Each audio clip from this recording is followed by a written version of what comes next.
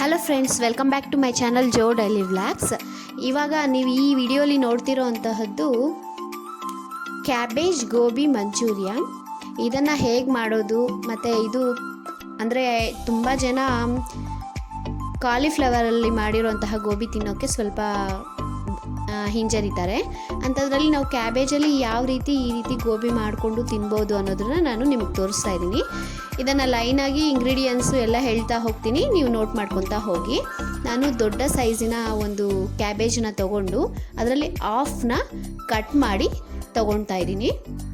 ಈ ರೀತಿ ಕಟ್ ಮಾಡಿದಂತಹ ಕ್ಯಾಬೇಜ್ ಪೀಸಸ್ನ ಒಂದು ಕುಕ್ಕರ್ ತೊಗೊಂಡು ಕುಕ್ಕರ್ಗೆ ನಾವು ಕಟ್ ಮಾಡಿ ಇಟ್ಕೊಂಡಂತಹ ಪೀಸಸ್ನ ಅದರೊಳಗಡೆ ಹಾಕಿ ಬಾಯ್ಲ್ಗೆ ಬೇಕಾದಷ್ಟು ವಾಟರ್ನ ಇದಕ್ಕೆ ಆ್ಯಡ್ ಮಾಡ್ಕೊಳ್ಳೋಣ.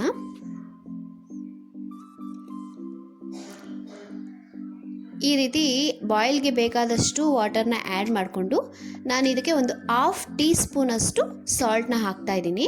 ಯಾಕಂದರೆ ಮತ್ತು ನೆಕ್ಸ್ಟ್ ನಾವು ಇದಕ್ಕೆ ಕಲಿಸ್ಬೇಕಾದ ಒಂದು ಮಸಾಲೆಗೂ ಕೂಡ ಸಾಲ್ಟ್ ಹಾಕೋ ಕೆಲಸ ಇರುತ್ತೆ.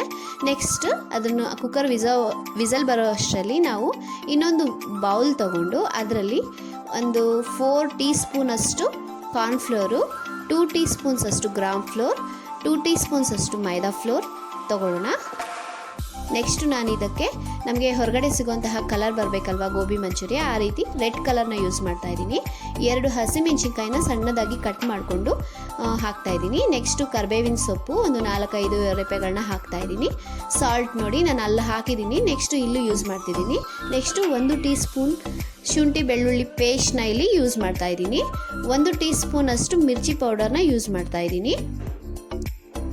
ಹಾಗೂ ಈ ಮಿಶ್ರಣನ ನೀಟಾಗಿ ಮಿಕ್ಸ್ ಆಗೋ ರೀತಿ ಕಲಿಸ್ಕೊಬೇಕಾಗುತ್ತೆ. ಈ ರೀತಿ ಇದನ್ನು ಚೆನ್ನಾಗಿ ಮಿಕ್ಸ್ ಮಾಡಿಕೊಂಡು ಕಲಿಸಿದ ಮೇಲೆ ಈ ಹದದಲ್ಲಿ ನಾವು ಕಲಿಸ್ಕೊಬೇಕಾಗುತ್ತೆ. ನೆಕ್ಸ್ಟು ನಮ್ಮ ಕುಕ್ಕರ್ ವಿಸಲ್ ಬರ್ತಿದೆ. 1 or 2 ವಿಸಲ್ ಆದ ತಕ್ಷಣ ನಾವು ಇದನ್ನು ತೆಗೆದು ಬೆಂದಿರುವಂತಹ ಕ್ಯಾಬೇಜ್ನ ಪಕ್ಕಕ್ಕೆ ಇಟ್ಕೊಳ್ಳೋಣ. ನೋಡಿ ಆಲ್ರೆಡಿ ಬೆಂದಿದೆ. 1 ಅಥವಾ 2 ವಿಸಲ್ಗೆ ಈ ರೀತಿ ಬೆಂದೋಗುತ್ತೆ. ನೆಕ್ಸ್ಟು ಈ ರೀತಿ ಬೌಲ್ ತಗೊಂಡು ನಾವು ಬೇಯಿಸಿದಂತಹ ಕ್ಯಾಬೇಜ್ನ ಈ ರೀತಿ ಬೊಗ್ಗಿಸ್ಕೊಂಡ್ಬಿಡೋಣ.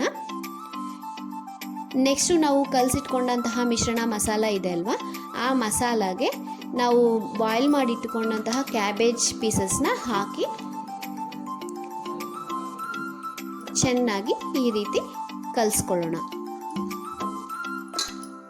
ಈ ರೀತಿ ಈ ಮಿಶ್ರಣನ ಪಕ್ಕಕ್ಕೆ ಇಟ್ಕೊಂಡು ನಾವು ಸ್ಟವ್ ಆನ್ ಮಾಡಿ ಒಂದು ಪ್ಯಾನನ್ನು ಇಟ್ಕೊಳ್ಳೋಣ. ಪ್ಯಾನ್ ಇಟ್ಟಾದಮೇಲೆ ಡೀಪ್ ಫ್ರೈಗೆ ಬೇಕಾದಷ್ಟು ಆಯಿಲ್ನ ಪ್ಯಾನ್ ಒಳಗಡೆ ಹಾಕ್ಕೊಳ್ಳೋಣ. ನೆಕ್ಸ್ಟು ನಾವು ಈ ಕಲಸಿಟ್ಕೊಂಡಂತಹ ಮಿಶ್ರಣ ಇರುತ್ತಲ್ವ, ಅದನ್ನು ರೌಂಡ್ ಬಾಲ್ಸ್ ಆಗಿ ಮಾಡಿ, ಅಂದರೆ ನಮಗೆ ಯಾವ ಸೈಜಲ್ಲಿ ಬೇಕೋ ಆ ಸೈಜಲ್ಲಿ ಈ ರೀತಿ ರೌಂಡ್ ಬಾಲ್ಸ್ ಆಗಿ ಮಾಡಿ ಡೀಪ್ ಫ್ರೈಗೆ ಅಂದರೆ ಆಯಿಲ್ ಒಳಗಡೆ ಹಾಕ್ಕೊಳ್ಳೋಣ. ಆಯಿಲ್ ಬಿಸಿ ಆದಮೇಲೆ ಈ ರೀತಿ ನಮ್ಮ ಎಲ್ಲ ಮಿಶ್ರಣವನ್ನು ಈ ರೀತಿ ಹಾಕ್ಕೊಂಡು ಒಂದು ಸೈಡ್ ಬೆಂದಿದೆ ಅಂತ ನಮ್ಗೆ ಗೊತ್ತಾದ ಮೇಲೆ ಸೆಕೆಂಡ್ ಸೈಡು ನಾವು ಅದನ್ನು ತಿರುಗಿಸ್ಕೊಳ್ಳೋಣ. 2 ಸೈಡ್ಸ್ ಅಂದರೆ ಬಾಲ್ಸ್ ಅನ್ನೋದು ನೀಟಾಗಿ ಈ ರೀತಿ ಫ್ರೈ ಆಗಬೇಕು.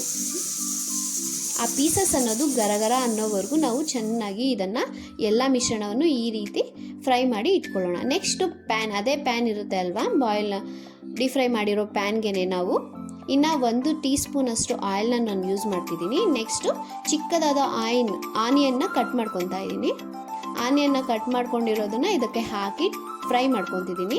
ಸ್ವಲ್ಪ ಬ್ರೌನ್ ಕಲರ್ ಬರೋವರೆಗೂ ಇದನ್ನು ಫ್ರೈ ಮಾಡ್ಕೊಂಡಾದಮೇಲೆ ಒಂದು 2 ಹಸಿಮೆಣಸಿನ್ಕಾಯಿನ ಕಟ್ ಮಾಡಿ ಇದರೊಳಗಡೆ ಹಾಕ್ತಾಯಿದ್ದೀನಿ. ನೆಕ್ಸ್ಟು ಕರಿಬೇವಿನ ಸೊಪ್ಪು, ಅದನ್ನು ಕೂಡ ಒಂದು 4-5 ರೆಪೆಷ್ಟು ಹಾಕ್ತಾಯಿದ್ದೀನಿ. ನೆಕ್ಸ್ಟು ನಾವು ಡೀಪ್ ಫ್ರೈ ಮಾಡಿ ಇಟ್ಟುಕೊಂಡ ಈ ಪೀಸಸ್ನ ಇದರೊಳಗಡೆ ಹಾಕ್ಕೊಂಡ್ಬಿಡೋಣ.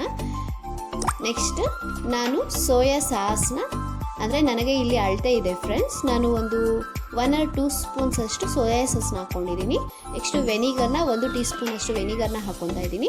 ನೆಕ್ಸ್ಟು ಗ್ರೀನ್ ಚಿಲ್ಲಿ ಸಾಸ್ನ 2-3 ಸ್ಪೂನ್ಸ್ನ ಹಾಕ್ಕೊತಾ ಇದ್ದೀನಿ. ನೆಕ್ಸ್ಟ್ ರೆಡ್ ಚಿಲ್ಲಿ ಸಾಸ್ನ ಕೂಡ 2-3 ಸ್ಪೂನ್ಸಷ್ಟು ಇದ್ರ ಮೇಲೆ ಹಾಕ್ಕೊತಾ ಇದ್ದೀನಿ.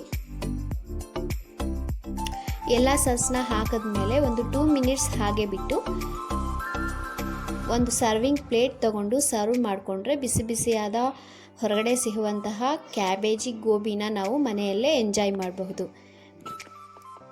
ಜನಕ್ಕೆ ಹೆಲ್ತ್ ಇಶ್ಯೂ ಕೂಡ ಇರುತ್ತೆ, ಕಾಲಿಫ್ಲವರ್ ತಿನ್ನಬಾರ್ದು ಅಂತ. ಆ ರೀತಿ ಇದ್ದವರು ಈ ರೀತಿ ಕ್ಯಾಬೇಜಲ್ಲಿ ಟ್ರೈ ಮಾಡಿ. Thank you so much.